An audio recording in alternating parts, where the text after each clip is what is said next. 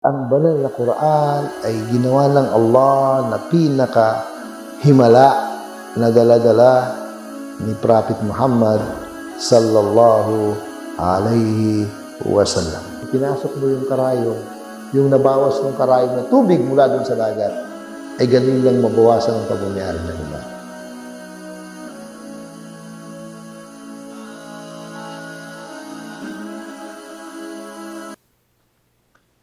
Bismillahirrahmanirrahim. Alhamdulillahi Rabbil Alamin. Wala aqibatu lil muttaqina wala udwana illa ala dhalimin. Wassalatu wassalamu ala sayyidina wa nabiyyina Muhammad wa ala alihi wa sahbihi ajma'in. Amma ba'd. Assalamualaikum warahmatullahi wabarakatuh. Mga minamahal po namin ng mga kapatid at mga giliw namin na taga-subaybay saan mang dako ng daigdig. Mga kapatid, isa sa patunay kung gaano makatotohanan ang banal na Quran bilang himala ng Allah subhanahu wa ta'ala ay pinapatunayan ng banal na Quran na si Shaitan ay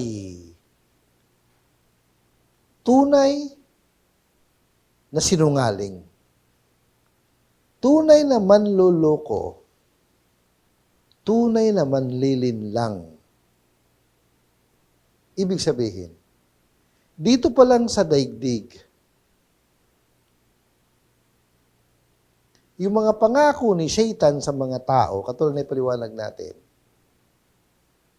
ay mas marami siyang pangako na hindi na kayang tuparin.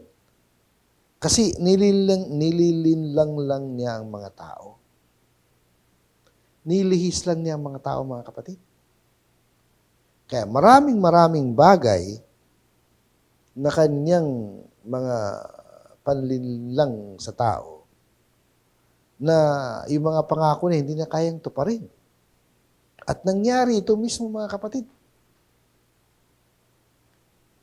na kung saan si Shaitan o kanilang pinuno na si Iblis ay pinangakuan ang mga musyrik sa Makkah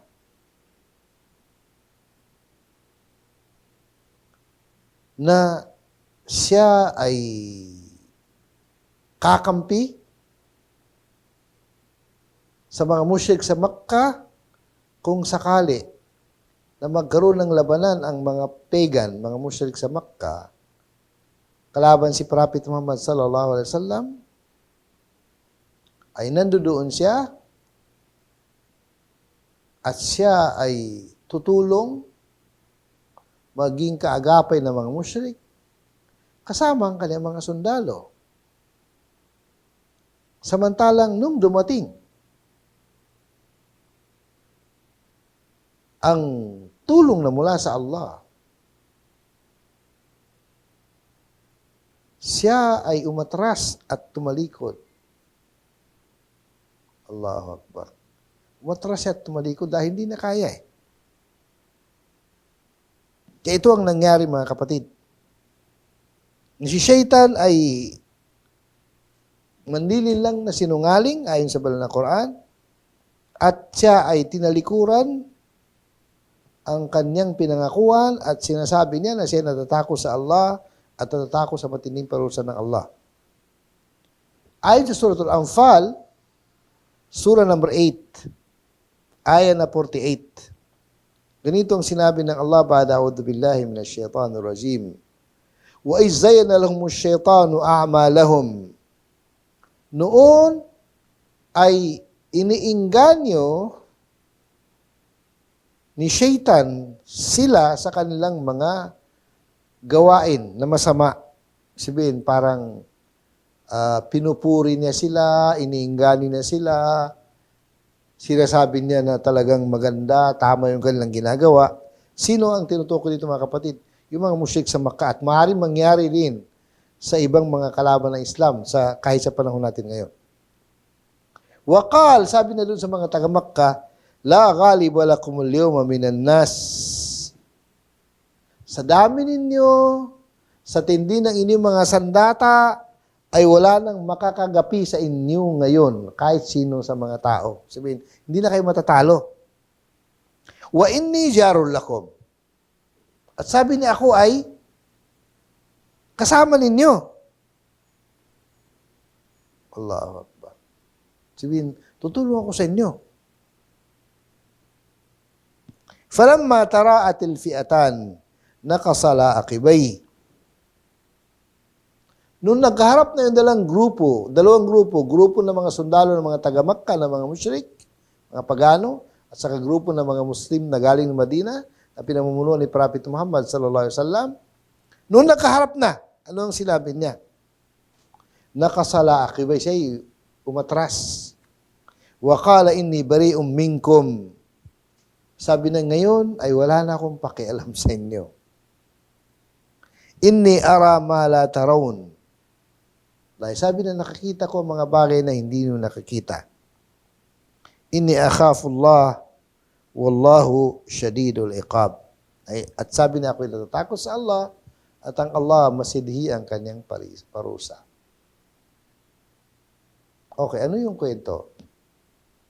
Yun ang anong sila ay bago pa makipagharap mula sa Makkah hanggat sila nakarating sa kanilang mga pwesto nila na kung saan sila pumwesto bago magkaharap ang sundalo ng mga taga-Makkah, ng mga pagano, mga musyrik, at saka sundalo ni Prophet Muhammad sallallahu alaihi wasallam. Bago magharap ay talagang matindi ang kanyang pangako. Na nandito ako, ano man ang kaya ko, itutulong ko sa inyo, at tama yung ginagawa nyo, marami kayong sundalo, mananalo kayo.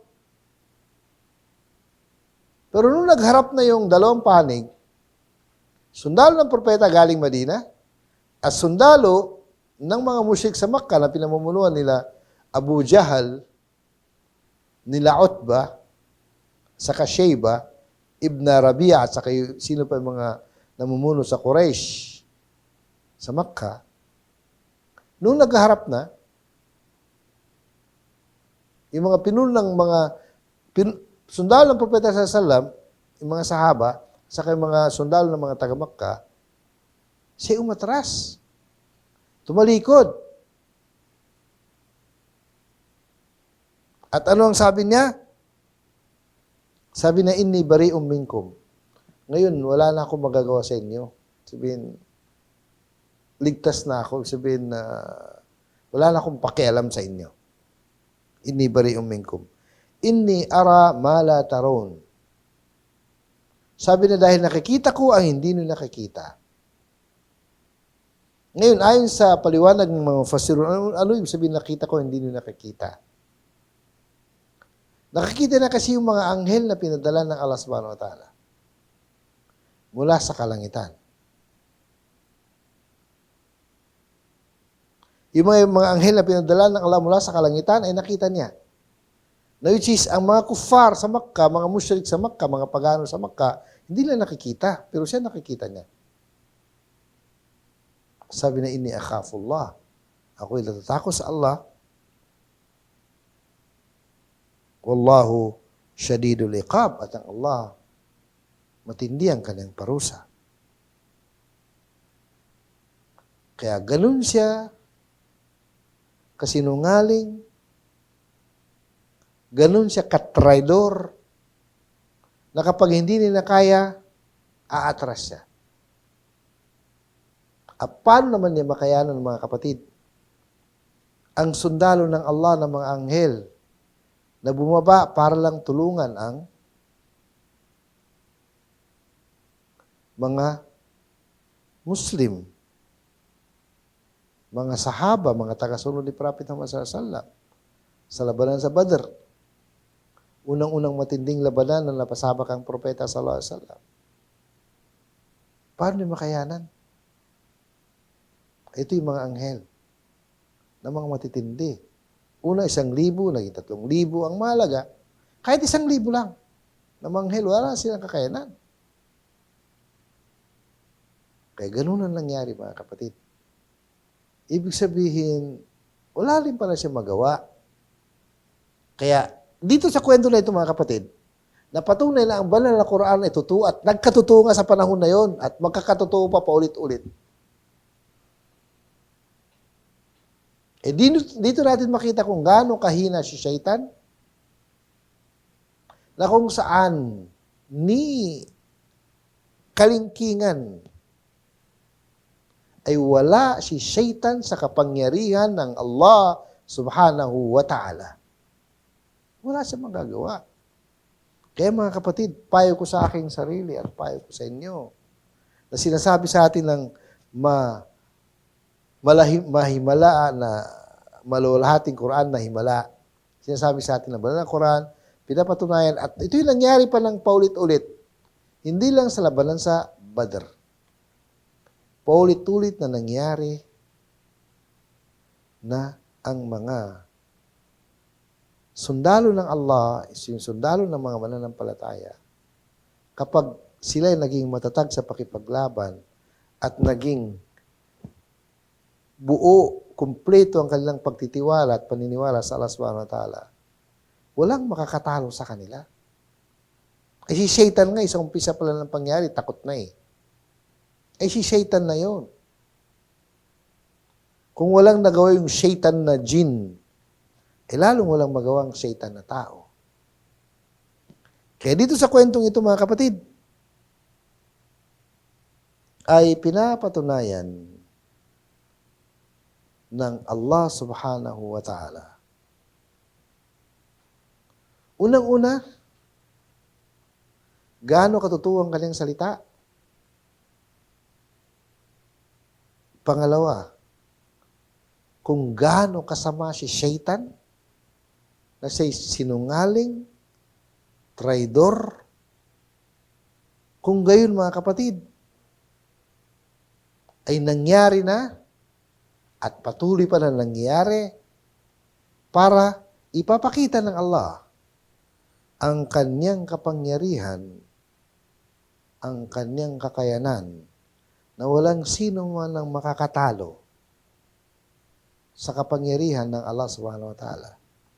Kaya sa kwentong ito mga kapatid, ay pinapatatag tayo ng banal na Quran. Bukod sa pinapakita niya kung gaano ka totoo ang salita ng Allah, kung gaano kasama si Satan, ay pinapatatag tayo. Na huwag tayo matakot dahil kapag kakampi natin ng Allah subhanahu wa ta'ala, walang sino man ang makakatalo sa atin kung ang kakampi natin ay ang Allah subhanahu wa ta'ala. Kaya si Satan na napaka-sinungaling ay talagang wala siyang kakayanan para kalabanin aano man ang kapangyarihan na pagmamay-ari ng Allah subhanahu wa ta'ala. Allahu Akbar. Wala siyang kakayanan. Kaya, bukod sa himala talaga ang banal na Quran, ay totoo talaga ang banal na Quran, at totoo talaga na si Satan ay matinding kalaban, at totoo talaga ang mga salitang ito na pinapatunayan ng Allah subhanahu wa ta'ala sa mga totoong pangyayari. Allahu Akbar. Ito'y pinapatunayan ng Allah sa mga totoong pangyayari. Allahu Akbar. Na kung saan si Satan ay palagi ng tinitrador ang tao sa maraming pangyayari. Kaya pinapatunayan ng banal na Quran na tayo dapat matuto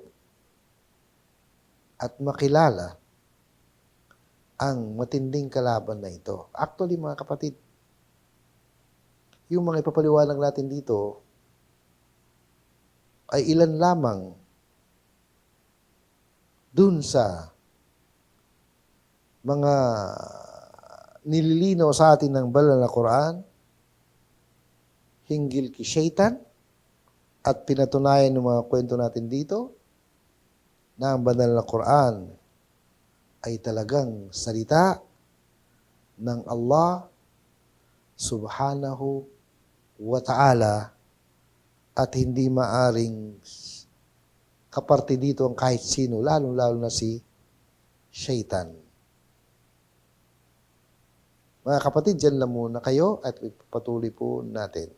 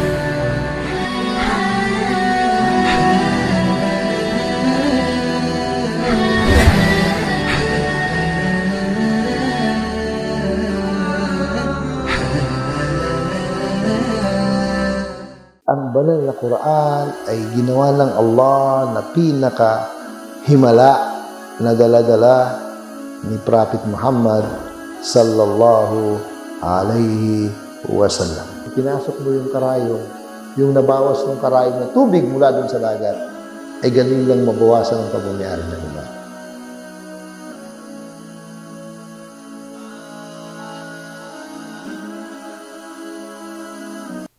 Na kung kaya mga kapatid, kailangan talaga ng mga bagay na ito bukod sa pinapatunayan ito kung gaano kahimala ang Quran, gaano katotoo, kailangan talaga makilala natin ang ating matinding kalaban na si Shaitan. Kaya, katulad na banggit natin, si Shaitan ay nanlilinlang, nililigaw niya, lihis niya ang mga tao, at nangangako na hindi siya tumutupad ng kanyang pangako at palagi niyang ipinagkakanulo ang tao. Katulad sinabi sa banal na Quran, Suratul Furqan,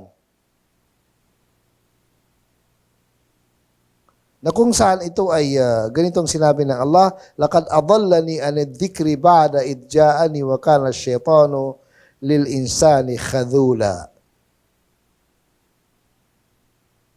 Sabihin ng tao, katunayan niligaw ako ni Shaitan mula sa paalaala o kautusan ng Allah subhanahu wa ta'ala, ba'da idh ja'ani, pagkatapos ito dumating sa akin. Ibig sabihin, aamin yung tao sa kabilang buhay. Wa kana asy-syaitanu lil insani khadhula. At si Shaitan ay palagi niyang nililinlang o palagi niyang ipinagkakanulo, tinitraidor ang tao. Sa Surat Yusuf naman, sinabi ng Allah, inna syaitana lil insani aduwwun mubin. Si Shaitan ay malinaw na kalaban. Kung ito na ipaliwanag natin mga kapatid, malinaw na kalaban ng tao. Malinaw na kalaban. Kaya, ibig sabihin, kung si Shaitan ay aamin sa kabilang buhay, may mga tao rin na aamin sa kabilang buhay kung paano sila nilinlang, niligaw ni Shaitan. Kaya itong mga naipaliwanag natin mga kapatid dito, ay ilan-ilan lamang doon sa mga patunay na si Shaitan ay wala siyang parte na ni konti sa mga salitang ito ng banal na Quran. Sa halip, siya ay matinding kalaban at siya isinumpa ng Allah subhanahu wa ta'ala. At sinabi ng Allah sa kanya, wa inna alayka la'nata ila yawmiddin. Para sa iyo, o Shaitan, ang sumpa hanggat sa araw ng paghukom. Kaya nakakatakot mga kapatid kasi si Shaitan na isinumpa ng Allah subhanahu wa ta'ala. Kaya sino man ang tao na maging sunod-sunuran kay Shaitan, ay maging kabilang siya sa isinumpa ng Allah hanggang sa dulo ng panahon, hanggang sa araw ng paghuhukom. Ngayon mga kapatid, bilang panghuli dito sa paksang ito na pinapatunayan natin ng salita ng ang Quran ay malinis na salita ng Allah at walang parte ang kahit sino, lalo-lalo na si Shaitan sa mga salitang ito, ay mayroong isang kwento na totoong kwento kung paano inaalagaan ng Allah ang banal na Quran. Allahu Akbar. Kung paano inaalagaan ng Allah at pinanatili niya na hindi na bago, hindi na dagdagan, na hindi kayang baguhin ng sino mang tao ang banal na Quran. Kahit sinong tao. Ngayon, lumalabas na meron ako nakita kahapon na konting pagkakamali lang. Yung iba, pagkakamali lang sa vowels. Yung id, naging ida. Yun lang, mga konting ano lang, pero kagad nalalaman ng mga Muslim eh. Ganun kaingat ang mga Muslim at ganun inalaga ng Allah ang banal na Quran. Kahit simpleng-simpleng Muslim, nakikita lang yung pagkakamali. Ngayon, merong kwento mga kapatid, itong kwento na ito ay panahon ni Al-Ma'mun. Si Al-Ma'mun ay kilala sa mga namuno sa mga Muslim. Siya ay anak ni Harun al-Rashid. Si Al-Ma'mun. Isa sa mga kilalang namuno sa mga Muslim sa tinatawag na mga Abbasiyin, yung mga Abbasi Empire. Okay? Ano yung kwento ni Ma'mun? Isang Hudyo, tingnan niyo, isang Hudyo, itong Hudyo kasi marami sa kanilang alagad ni Shaitan eh. Isang Hudyo na nagbigay ng kanyang speech sa harap ni Al-Ma'mun at magaling siya magsalita. Magaling magsalita lang. Siyempre, anong salita niya kay Ma'mun? Siyempre, Arabic. Hudyo na magaling mag-Arabic at nagbigay ng speech sa harap ni Ma'mun. Pagkatapos na magsalita, ay tinawag siya ni Ma'mun. Sabi niya, pwede ba kitang makausap sa aking opisina? Sabi nung tao, ana Israeli. Sabi niya, ako ay Israeli. Yung sabihin, Hudyo. Sabi ni Ma'mun, kung Hudyo ka, bakit hindi ka mag-Muslim? Ang galing mo magsalita. Sabi, ang galing mag-Arabic, ang galing magsabi ng ng mga katotohanan. Nung siya ay ininganyo ni Ma'mun, sabi na kung sakaling ikaw ay mag-Muslim, ay bibigyan kita ng mga regalo. Pero yung tao, ayaw. Matigas. Anong sabi na kay Ma'mun? Dini wa dino aba'i thumman saraf. Sabi na, hindi. Ang aking relihiyon ng aking mga nununo at hindi kita kailangan. Umalis yung tao. Nung sumunod na taon, dumating na naman yung tao sa harap. Sabihin, pagtitipon-tipon ba na nandun yung pinuno ng mga Muslim? Bumalik yung tao at nagsalita siya na nagpaliwanag siya patungkol sa mga mahalagang kaalaman sa fiqh. Mahalagang kaalaman sa batas ng Islam. At magandang kanyang paliwanag. Sabi ni Ma'mun, di ba ikaw yung nandito nung nakalipas na taon? Sabi niya, ako nga. Sabi niya, kung gayon, sa salita mo, Muslim ka na. Bakit noon hininganin kita, ayaw mag-Muslim. Bakit ngayon nag-Muslim ka na hindi ko alam? Anong dahil ba't ka nag-Muslim? Ito nga yung kwento niya. Sabi niya, ito ang aking ginawa. Dahil alam niyo na ako'y magaling ng Arabic at magaling ako sumulat. Magaling handwriting niya.